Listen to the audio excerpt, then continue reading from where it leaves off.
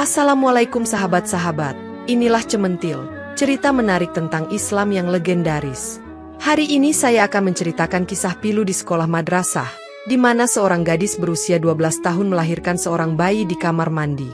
Namun sebelumnya, saya sarankan untuk menuliskan sholawat yang kita tujukan kepada Nabi Muhammad, agar kelak sholawat ini bisa menjadi saksi kita untuk mendapat syafaat di akhirat.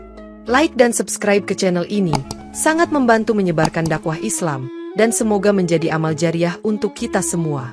Nama saya Rizka, dan saya adalah seorang guru di sekolah yang akan saya ceritakan ini. Seperti biasa, saya tiba di sekolah lebih awal dan tidak ada seorang pun di ruang staf. Hanya beberapa gadis yang berjalan menuju kelas mereka. Suami saya mengantarkan saya ke sekolah dan langsung pergi ke kantor. Kantornya cukup jauh, jadi dia berangkat lebih awal dan mengantarkan saya ke sekolah. Saya berjalan menuju ruang staf untuk melepas jilbab saya, tetapi tiba-tiba saya merasakan sakit di perut. Saya menyadari bahwa saya tidak membawa perlengkapan yang saya butuhkan karena saya akan menstruasi.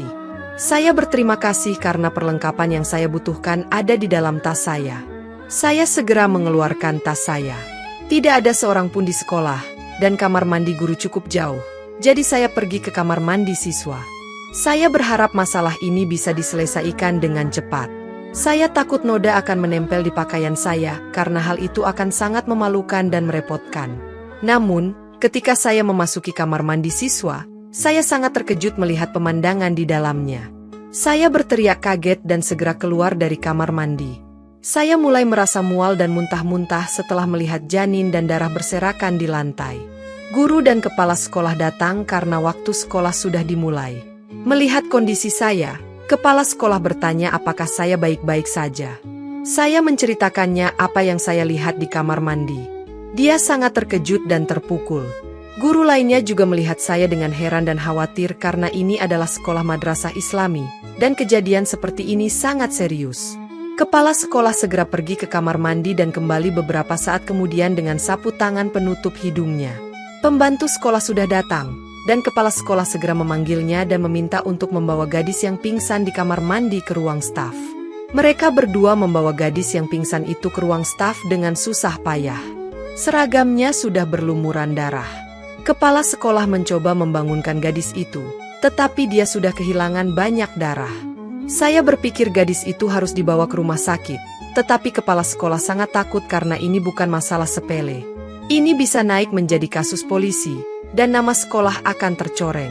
Semua tanggung jawab akan jatuh ke kepala sekolah, dan dia harus menjawab semua pertanyaan. Jadi, dia ingin menutupi masalah ini. Dia memanggil dokter wanita yang dia kenal dan memeriksa gadis itu. Dokter mengatakan bahwa nyawa gadis itu dalam bahaya, dan dia harus segera dibawa ke rumah sakit. Jika dia tidak segera sadar, dia mungkin akan meninggal. Dokter sangat menakut-nakuti kami. Saya mengatakan kepada kepala sekolah bahwa kita tidak boleh menunda lagi dan harus segera membawanya ke rumah sakit terdekat. Saya sendiri adalah ibu dari 2 putri, dan melihat kondisi gadis itu, hati saya sangat tersentuh. Akhirnya, saya dan kepala sekolah membawa gadis itu ke rumah sakit. Dokter segera mengambil alih dan membawa gadis itu ke ruang gawat darurat.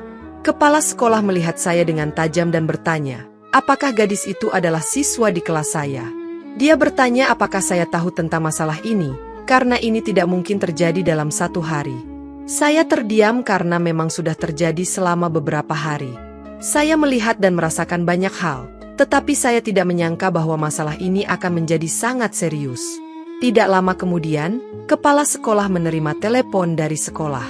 Guru senior mengatakan bahwa siswa sudah mengetahui kejadian ini dan mereka membicarakannya meskipun berusaha disembunyikan.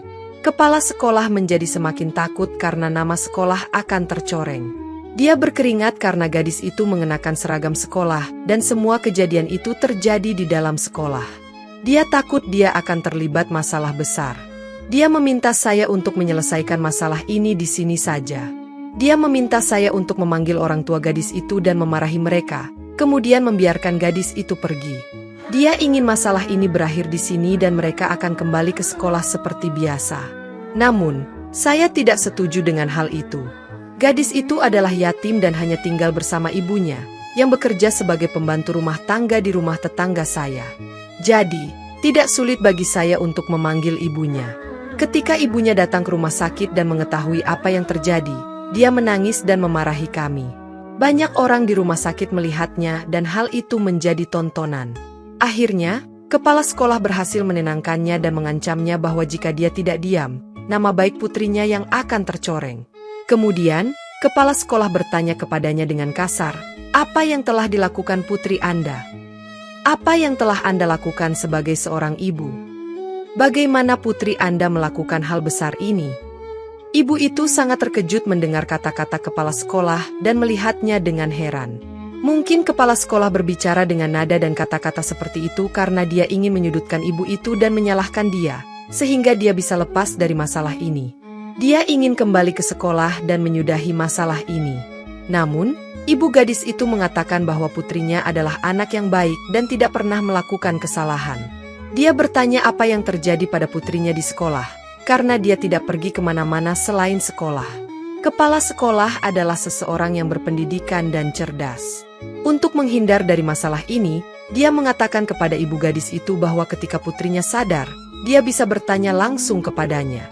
Dia mengatakan bahwa dia tidak tahu apa-apa dan menyuruh saya kembali ke sekolah. Namun, saya tidak ingin meninggalkan gadis itu. Dia adalah siswa yang cerdas dan baik. Saya sendiri menjadi saksi kebaikannya. Tetapi, ada seseorang di balik semua ini, dan saya tidak bisa berbuat apa-apa karena perintah kepala sekolah.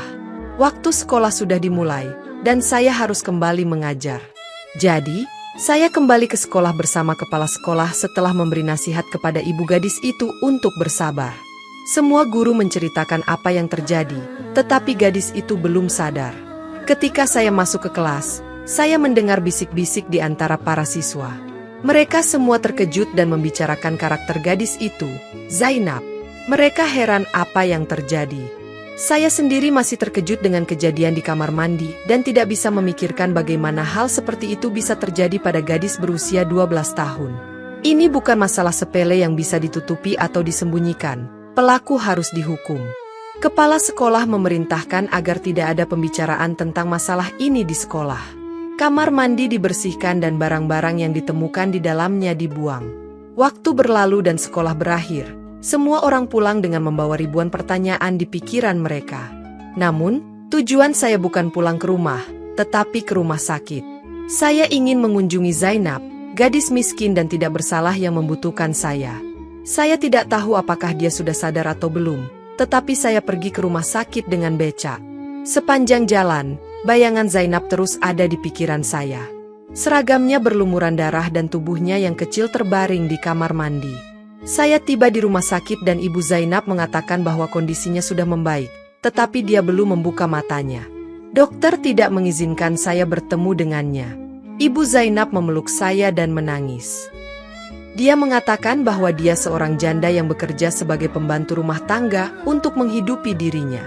Dia ingin putrinya belajar dan memiliki masa depan yang baik, sehingga hidupnya tidak akan sengsara seperti dirinya. Dia tidak tahu bahwa putrinya akan mengalami kekerasan di sekolah.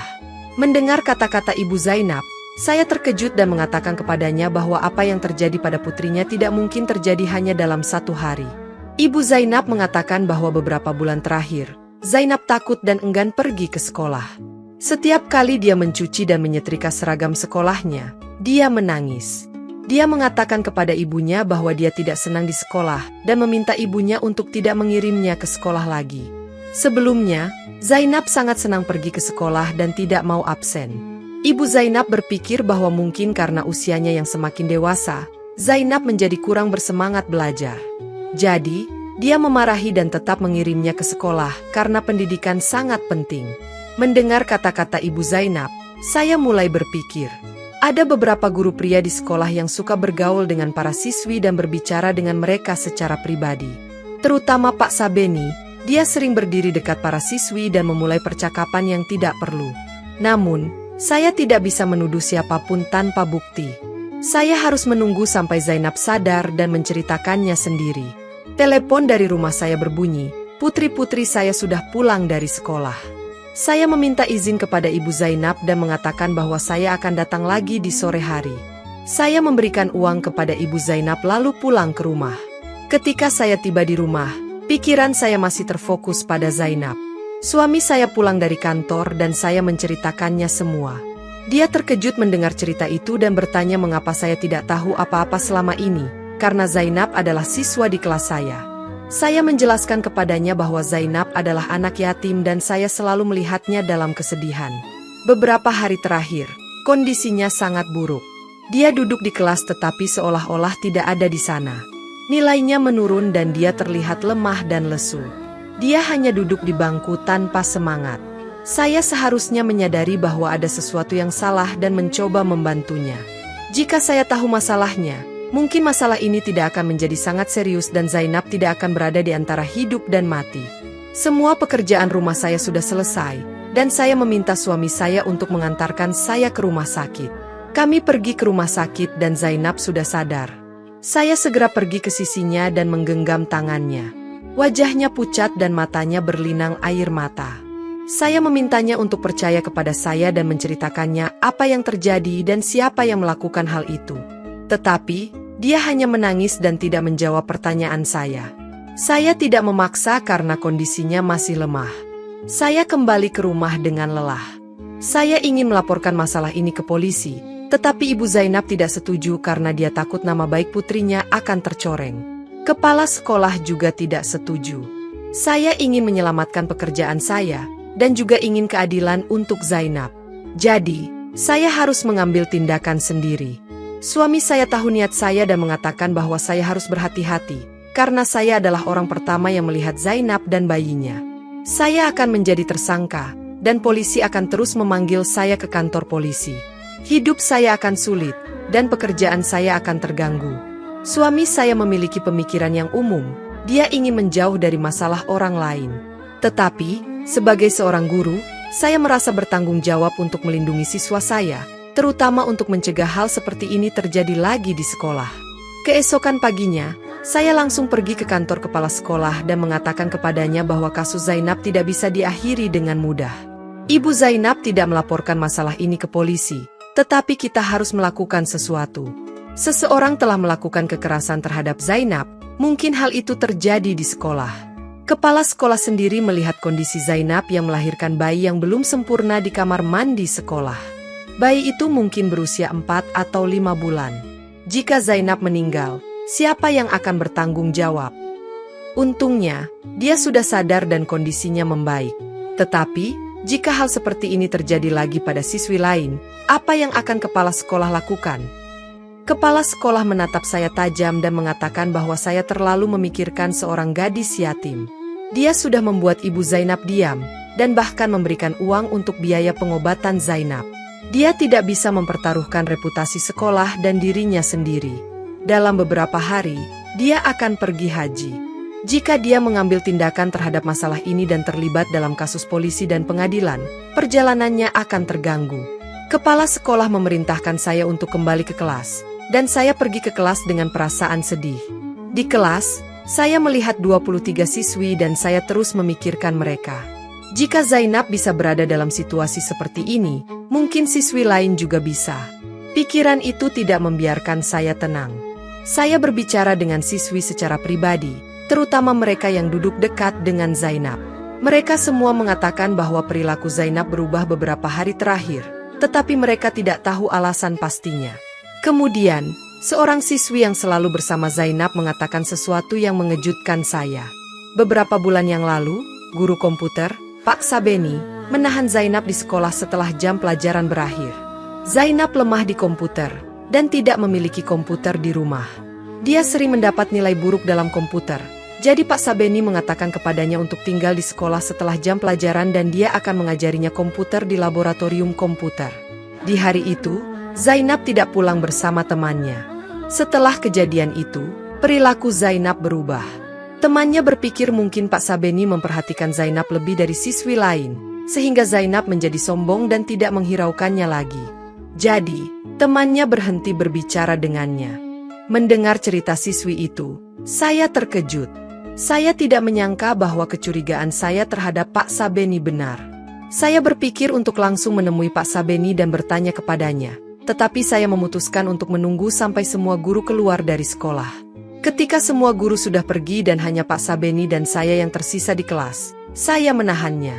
Dia akan pergi, tetapi ketika dia mendengar suaraku, dia berbalik dan melihatku dengan heran. Saya tersenyum kepadanya dan mengatakan bahwa saya sudah mengetahui siapa yang melakukan kekerasan terhadap Zainab. Pak Sabeni terkejut mendengar kata-kata saya, dan mengatakan bahwa saya seharusnya langsung melaporkan masalah ini ke polisi dan menangkap pelaku. Pak Sabeni sangat yakin, sehingga saya ragu apakah dia benar-benar pelakunya. Saya bertanya kepadanya, mengapa dia menahan Zainab di sekolah 5 bulan yang lalu? Apa yang terjadi sehingga dia harus menahannya setelah jam pelajaran? Pak Sabeni terkejut mendengar pertanyaan saya dan mengatakan bahwa saya menuduhnya. Dia menjelaskan bahwa Zainab lemah di komputer, jadi dia menahannya setelah jam pelajaran untuk mengajarinya di laboratorium komputer. Tetapi, istrinya menelepon dan mengatakan bahwa kondisinya memburuk, sehingga dia harus pergi ke rumah sakit. Pak Sabeni mengatakan bahwa 5 bulan yang lalu, istrinya melahirkan bayi perempuan. Dia ada di ruang staf ketika istrinya menelepon. Dia meminta penjaga sekolah untuk mengatakan kepada Zainab, yang menunggunya di laboratorium komputer, untuk pulang. Kemudian, Pak Sabeni pergi ke rumah sakit. Hanya itu yang terjadi di hari itu. Pak Sabeni mengatakan bahwa saya bisa bertanya kepada Zainab atau penjaga sekolah untuk mengonfirmasi ceritanya. Pak Sabeni melihat saya dengan penuh penyesalan dan mengatakan bahwa dia berbicara dengan siswi hanya untuk membuat mereka merasa nyaman, sehingga mereka tidak malu bertanya kepadanya. Dia pergi dengan pandangan yang sedih. Saya masih ragu, apakah Pak Sabeni benar-benar pelakunya. Jadi, saya pergi menemui penjaga sekolah dan bertanya kepadanya apa yang terjadi di laboratorium komputer 5 bulan yang lalu. Saya hanya menebak-nebak, berharap penjaga sekolah akan menceritakan kebenaran. Tetapi, ekspresi wajahnya membuat saya terkejut. Penjaga sekolah terlihat gugup dan mengatakan bahwa dia tidak tahu apa-apa. Saya tahu bahwa dia menyembunyikan sesuatu, jadi saya mengatakan kepadanya bahwa saya akan melaporkan masalah ini ke polisi, karena saya sudah mengetahui kebenaran dari Zainab. Penjaga sekolah tetap diam dan hanya mengatakan bahwa dia tidak tahu apa-apa, dan hanya melakukan tugasnya. Sebelum saya bisa bertanya lebih lanjut, kepala sekolah datang dan marah kepada saya. Dia mengatakan bahwa masalah ini sudah berakhir, dan menyuruh saya pulang. Keesokan paginya, dia akan pergi haji. Dia tidak ingin masalah baru muncul. Kepala sekolah menyuruh penjaga sekolah pergi dan saya juga pulang. Sore itu, saya pergi ke rumah sakit untuk bertemu Zainab. Saya bertanya kepadanya, apa yang terjadi di laboratorium komputer? Apakah Pak Sabeni datang kepadanya, ataukah penjaga sekolah? Mendengar pertanyaan saya, Zainab menangis seolah-olah saya telah membuka luka lamanya. Akhirnya, dia menceritakannya kebenaran yang membuat saya sangat terkejut. Memang benar Pak Sabeni mengajaknya belajar komputer, tetapi ketika Pak Sabeni menerima telepon dari rumah, penjaga sekolah datang dan menahannya di laboratorium komputer. Penjaga sekolah memanfaatkan kesendiriannya dan melakukan pelecehan terhadapnya. Dia mengancam Zainab bahwa jika dia menceritakannya kepada siapapun, dia akan membunuhnya. Zainab takut dan diam. Tetapi, ketika kondisinya memburuk, dia menceritakannya kepada penjaga sekolah. Penjaga sekolah tahu bahwa dia hamil, tetapi untuk menutupi kesalahannya, dia memberikan obat-obatan aborsi kepada Zainab. Beberapa hari terakhir, Zainab mengalami sakit perut yang parah. 2 hari yang lalu, ketika dia tiba di sekolah, dia melahirkan bayi yang belum sempurna di kamar mandi sekolah. Obat-obatan aborsi telah melemahkannya. Jika saya tidak datang tepat waktu, mungkin dia sudah meninggal. Mendengar cerita Zainab, saya sangat terkejut dan ibu Zainab juga terkejut. Mungkin dia tidak tahu bahwa putrinya menderita seperti itu. Setelah mengetahui kebenaran, saya mencari informasi tentang penjaga sekolah, tetapi saya terkejut mengetahui bahwa dia sudah melarikan diri ke desanya karena takut ditangkap. Tidak ada yang tahu dari mana dia berasal dan desanya yang mana. Ibu Zainab tidak ingin melaporkan masalah ini ke polisi, karena dia tidak ingin nama baik putrinya tercoreng. Kepala sekolah sudah pergi haji, dan saya berpikir bahwa dia bisa menangkap penjaga sekolah lebih awal, tetapi dia lebih peduli pada reputasinya. Saya ingin meminta semua orang tua untuk memperhatikan anak-anak mereka. Jika Anda melihat perubahan pada mereka, tanyakan dan ajak mereka berbicara. Jadilah teman mereka, sehingga mereka bisa terbuka dan menceritakan masalah mereka. Di zaman sekarang, kita tidak bisa mempercayai siapapun. Jadi kita harus menjaga anak-anak kita sendiri dan memperhatikan setiap perubahan pada mereka. Terima kasih sahabat Cementil yang telah menyimak cerita ini sampai akhir. Saya harap kalian menyukai cerita yang indah ini. Jangan lupa untuk memberi like dan subscribe. Wallahu a'lam bishawab. Wassalamualaikum warahmatullahi wabarakatuh.